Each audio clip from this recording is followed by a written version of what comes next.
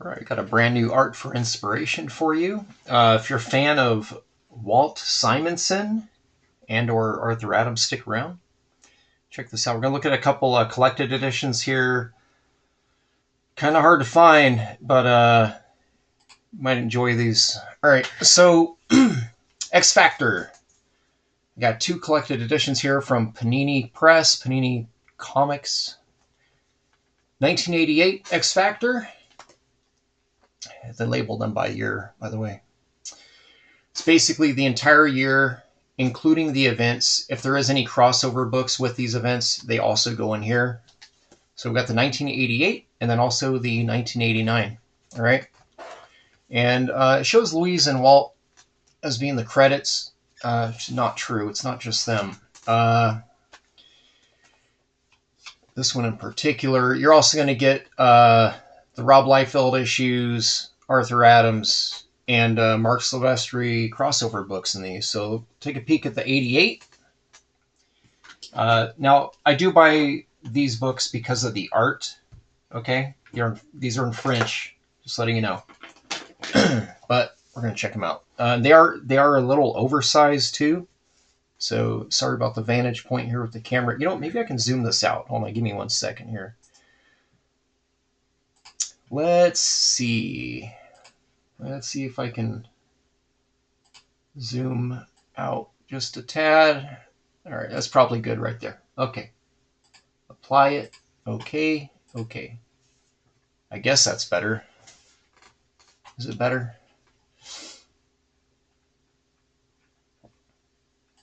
Sitting over here editing a video while I'm trying to record. Okay. All right. So we got that right there. There we go. I think that's good. Okay, so 1988 X Factor. Panini Comics is the publisher. These are in French. All right, so we're going to check these out. So the mapping of these, as far as like what the content is, I'm a Walter Simonson simp. So X Factor for me, the sweet spot was like issue 10 up through, I don't know, like 40, whatever issue it was that Walt was on, right? Last year they released the X Factor Omnibus, which collected only issues 1 through, I think, 26. I'm pretty sure it has Fall of the Mutants final issue, and then it cuts you off. It doesn't do anything beyond here. So all these are not in the X Factor Omnibus number 1, okay? However, up until this issue right here, I did not get that X Factor Omnibus because X Factor, well, I don't know if it's one, but it's every issue Walt did. So we'll just say starting with 10 up through this issue right here, this one, 32. I think it's 32. You can get the entire run of X Factor in the Uncanny X-Men omnibuses, which I already have. So I basically have all that content. I don't need it collected in another omnibus that's going to run me $125, right? All those books are in the Uncanny X-Men. They're mapped to the story and the way they cross over with the X-Men books, and it doesn't skip any of them. They're all in it. Uncanny X-Men omnibus, what is it, like 4 or 5? And then that jumps into Mutant Massacre, the Fall of the Mutants Omnibus, the Inferno Omnibus, and the Inferno Prologue Omnibus, which goes up to X Factor 32. So I do have most of this stuff already for this book, minus the final 2 issues towards the end, okay? When I got these, I wasn't quite sure, you know, what all was going to be in them. So I'm going to skip some stuff here because the second book of these is actually the really good one. So the 1989. Panini does a lot of these. Archangel is Death right here. Panini does a lot of these X-Men hardcovers and X Factor and New Mutants and Spider-Man and Iron Man. And it's a good way as an artist, if you're just looking at it for the art, you want it for the books, for the artwork. You don't necessarily care whether or not you can decipher the words, um, then yeah, I mean, it's a good way to go. It might be the cheaper route too. Um, I'm not entirely sure that X Factor omnibus did very well at all, which might possibly mean that there is not going to be an X Factor omnibus 2, which would collect, theoretically, would collect everything uh, from the end of this all the way through that next one that we're going to take a peek at. And, in English. So, but yeah, that's another thing. You're kind of at the whims of the sales, right? Like, if the sales aren't high enough, Marvel cancels collected editions. They don't continue them. Um, that's why a lot of this older stuff can get kind of pricey. The original, what is it? I think the one of the more expensive ones would be like the Age of Apocalypse. People got on that wagon late, so those omnibuses are. I mean, they cost a ton of money now. Cloak and Dagger Volume One is another one. That one's got all the. That's an artist series. Most artists are going to be wanting those because of the Mignola, Marc Silvestri, Art Adams, Rick Leonardi in his prime. All of those issues and miniseries are in Cloak and Dagger Omnibus Volume 1. Now, Cloak and Dagger Omnibus Volume 2 doesn't have a lot of win in it, to be honest. You can grab that thing for like 40 or 50 bucks and it has a $125 tag, you know what I'm saying? So just goes to show that the content delegates a lot to do with the pricing of a lot of this stuff. So, all right, so yeah, we get past all this. I really, I got a soft spot. These books here. I remember I had a mail order subscription to Marvel for X Factor and Uncanny X-Men. I remember this issue right here ended up around the corner. There was another Robertson family that lived around the corner, and they ended up with a lot of these issues. And they ended up bringing them over to me one day, and the books were hammered. They were completely trashed. But, they brought them back to me. So I still have them, too. They're all beater copies.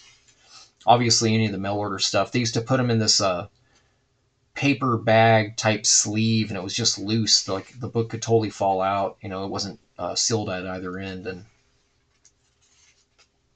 lost a lot of my monthly subscriptions that way. Books falling out in the mail. I don't think I got one book in mint condition in the mail. I think they're all just just treated like magazines you throw onto a porch. I mean, they're not, no collectability with those editions, but it was a cool way not to miss it for reading them. Yeah, more Infecta stuff here. Yeah, I don't know. I really liked what they were doing with her character. I really like Walt's take on the blob too, the way he draws him. It's like as big as a house. All right, so yeah, we got the what are they called? Freedom Force. Bunch of actual like bad villains. Spiral in there. Yeah, I really dig the way that he used to draw them. Looks so cool. All right, another issue with Infecta there. Her power was she'd make out with you and turn you into a mutant. She had different effects on mutants. When she would kiss like an actual mutant, it would turn them into like a monster or whatever.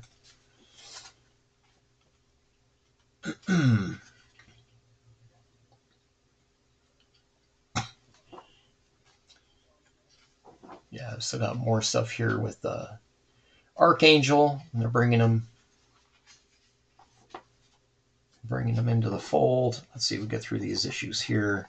A couple fill-in books. Then it goes back to Simonson again. I think the annual is in here too. The what is it? Atlantis Attacks or something like that. I feel like that was in here. So then we got issue 34.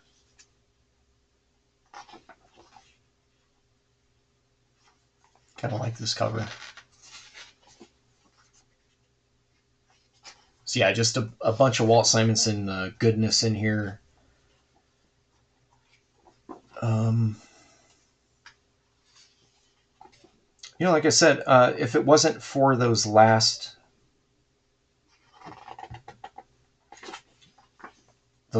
two issues, then I probably would have skipped out on this. The two issues towards the end of this, which are not in the Uncanny X-Men omnibuses, nor are they in the X Factor omnibus,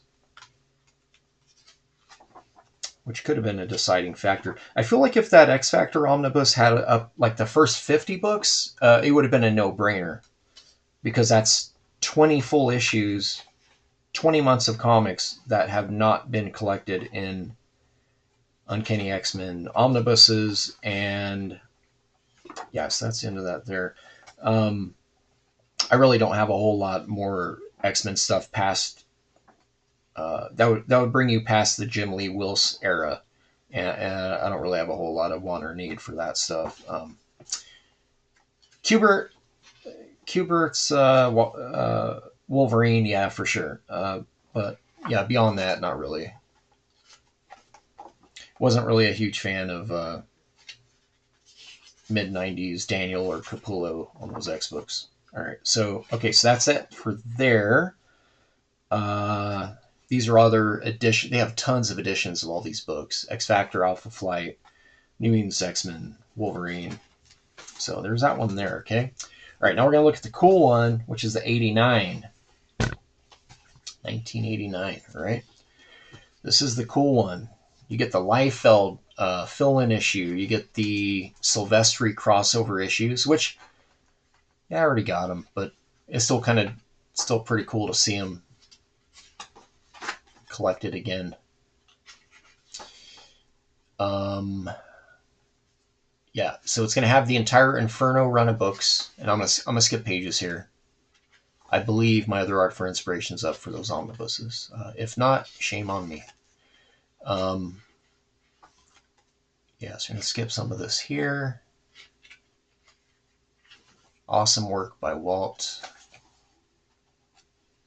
Which cover is that? There we go. Yeah, the Inferno storyline was pretty cool. I remember grabbing all these books when they were brand new.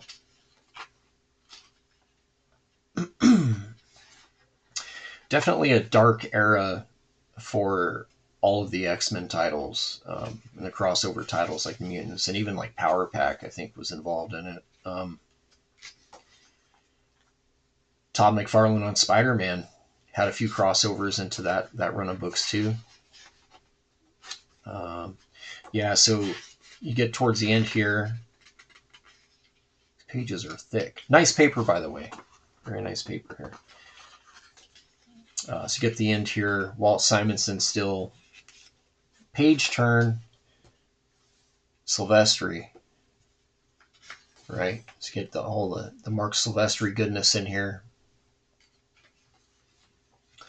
Words, what words? I don't read French, but I don't need to. I just, like I said, I buy this stuff for the artwork.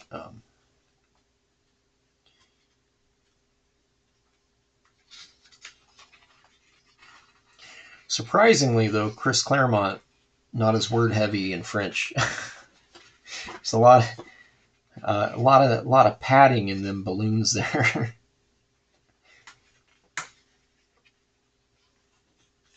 All right, so we're gonna get through some of this Marc Silvestri stuff. Let's see what comes up next. Okay, so we're gonna get through Mark. Not gonna keep you here too long. Let's keep this video under 20 minutes. We got to get towards the end of this book. The very end of this book is quite literally the reason why I even knew about these. I was on a mission. All right, so we got the Inferno book here. Goes right into it, straight out of the end of here. Goes right into here. Walt Simonson. X Factor versus Uncanny X-Men. Under the influence of Madeline Pryor. All right. I don't even know what issues these are, to be quite honest. I just know that they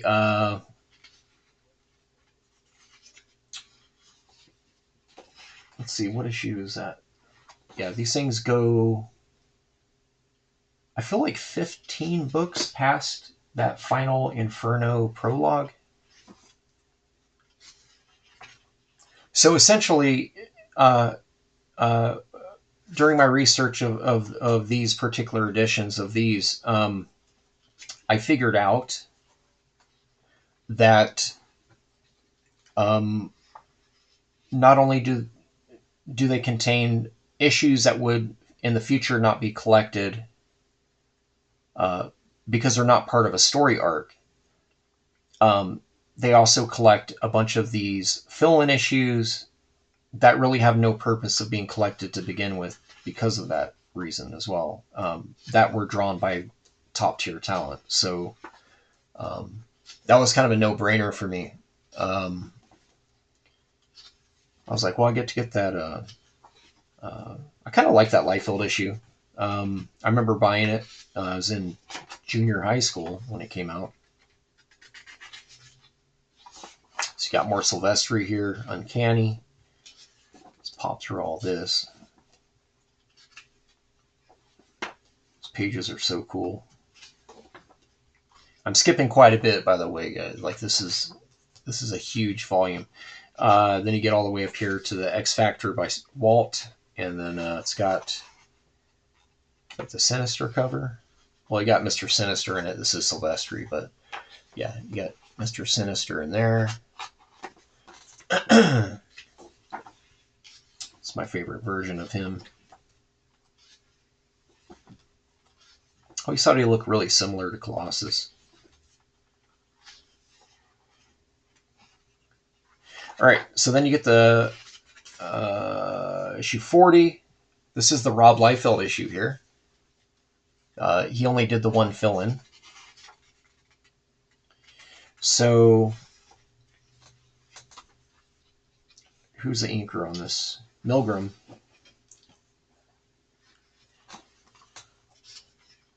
So some early Liefeld art here. Fresh off of Hawk and Dove. It's kind of whack. It's pretty typical for Rob right there, though. Some of these shots, the panel layouts are very on brand for Rob. It's really cool. Very the most Art Adams thing Rob has ever drawn right here.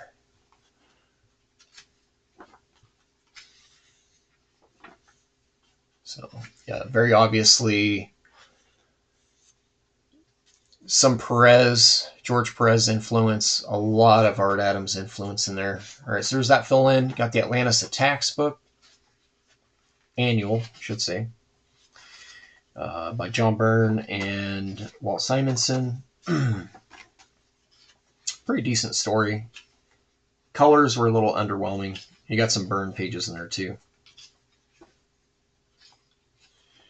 All right, so let's get through this guy. We've already passed 15 minutes. Darn it. All right, let's get through this. We can do it. All right, so you got more John Byrne here. Got a blue. You got the Blues Brothers in here. Who drew that? Broderick? Is that Matt? Is that?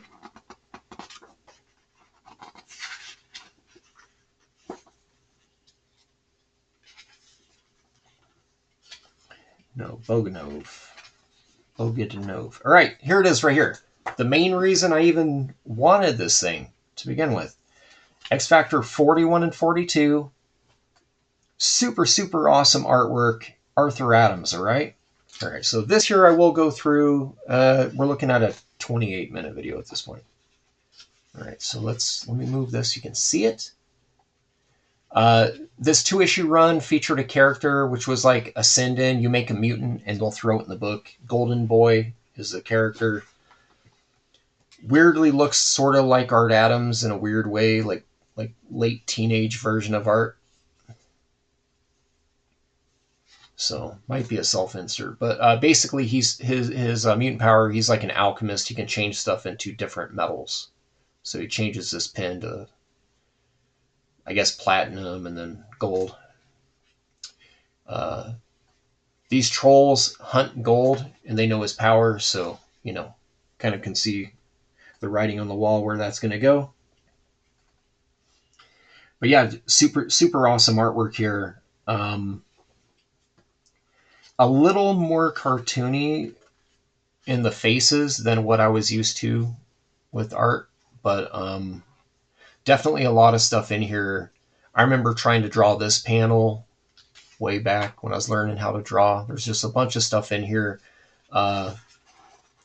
People like Jim Lee and Liefeld even pulled this kind of thing, like the way this landing shot with the raised knee and the cool looking hands, and he's got his biceps winged out here. A lot of these A-listers, I mean, there's so much stuff that people pull from art. It's ridiculous, but it's all the good stuff, you know. Yeah, fun looking character. So, yeah, we got the abduction. I think he's British. It's a mom. I think they're British. They're following the trail instead of peanuts. They're following the trail of gold. All the stuff he touches turns to gold, right? So pretty cool concept. These guys look awesome. Right up the alley of what Art Adams draws best. It's weird to me they didn't give him the cover on this. He did the cover on the next one, which you'll see.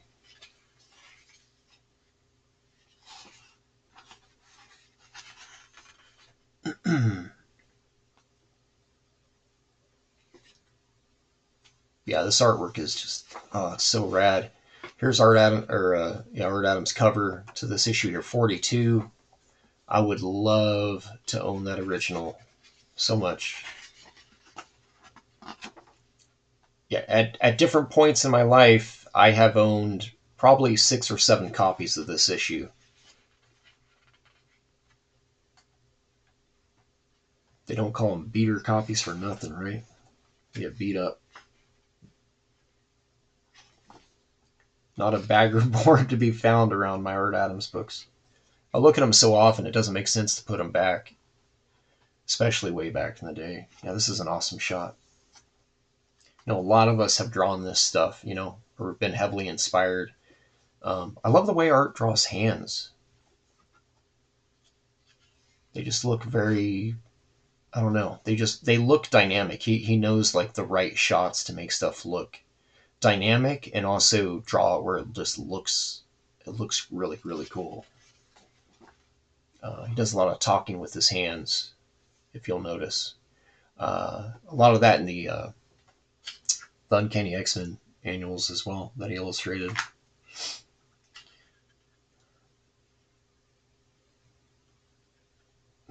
Never mind us, we're just flying around with the baby.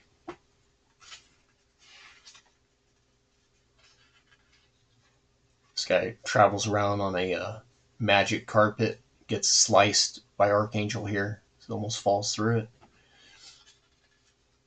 A lot of cartoony antics in these 2 books, but God, they just look so cool.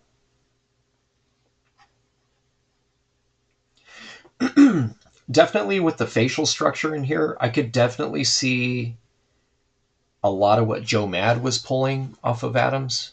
A lot. Like there's a lot of Joe Mad in here with a lot of these faces. Yeah. Real similar to a classic X-Men cover he did. Colossus punching through a wall. I think it was Colossus.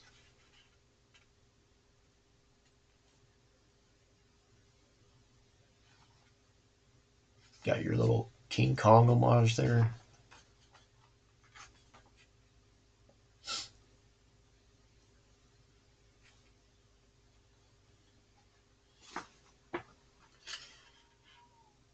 Yeah, so in the end, he turns them. You know, through both issues, he doesn't turn organic material into a metal. So basically, he just turned them both into gold statues right here. All right. So yeah, that's it for that. But yeah, you get the, like I said, these two Art Atom floppy issues. I might be wrong. I don't think that these have ever been collected outside of this hardcover. I don't think those two books have been collected in anything. X Factor 41, 42. Yeah, I don't think they've been collected in anything before. And really, those were the main reason. I was trying to figure out. Yeah, 41 and 42. I was trying to figure out if these two issues have ever been collected in anything, and I went down the rabbit hole, and then I ended up figuring out about this book, and I figured out about this book, and I did a little bit of the math, and I was looking at issue numbers and what's the content in them, and I was like, I feel like Panini's doing it kind of right. And yeah, back when I got these were affordable too. These weren't, yeah, they definitely didn't break the bank. I'm not a rich man. I am a poor man. But yeah, they're affordable. They're, you can, yeah, I think anyone can acquire these. Pay special attention. Title, the year delegated to it. Most listings that I came across way back did not even tell you any of this. Search YouTube videos, look for, specifically the integral, whatever, Panini comics. You got to look up the keywords, figure this stuff out. But again, like I already have 80% of what's in here, I already have in collected editions on my shelf. But those the 2 or 3 books at the end of here are not in those, and they are also not possibly ever coming out if that X Factor Omni did not do well financially for Marvel, because they will not. That's how they operate. Iron Man suffered that fate, from my understanding. You got the one Iron Man collection, and then it didn't do too hot, and so everyone's like, "Oh, where's the Romita? Where's the?" Probably not getting it because no one, nobody supported that first edition. So, anyways, there's your X Factor from Panini Comics, and got to see some cool Art Adams in a collected edition there. Make sure to hit that thumbs up and subscribe. All right, guys, peace out.